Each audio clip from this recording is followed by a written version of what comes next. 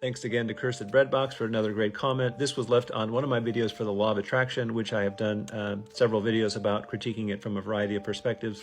First of all, talking about how it's philosophically untenable and doesn't make much sense, or at least it does the exact opposite of what it claims to do, which is to uphold the sanctity of free will and personal choice. But if you take this ideology to its logical extreme, you end up with a universe that is basically one in which everything is predestined.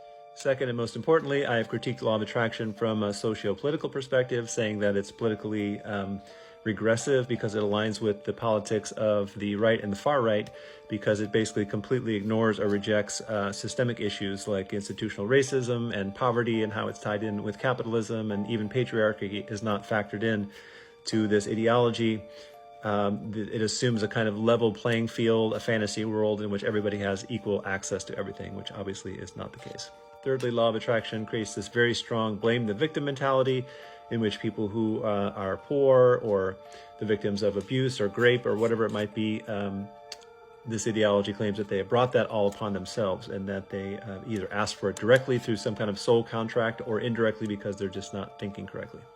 Finally, I've talked about how law of attraction is also very culty. Whenever I encounter somebody who is wedded to this ideology and I push back against it or question their beliefs, they tend to become very angry and defensive. And usually they double down on the cruelty and they say, yes, the 3-year-old with bone cancer and the 5-year-old who is being raped, they're responsible for that. They have brought that upon themselves. And as it turns out, this strong culty vibe doesn't just come out of nowhere. As Cursed Breadbox alludes to, there is a very strong overlap between law of attraction and multi-level marketing. Now, multi-level marketing has on its own been described as very cult-like. Researchers like Stephen Hassan have pointed out that it uses the same indoctrination techniques as traditional cults. The best example of this overlap is Esther and Jerry Hicks, who used to be Amway distributors. Esther met Jerry while he was an Amway distributor. He was then married to a woman named Trish. He was very successful, and then he basically indoctrinated Esther and gave her all these Napoleon Hill books and so forth, and they became very successful together when they were married. And in fact, they relied on the same avenues and the same channels, the same networks, probably the same email lists that they had been using.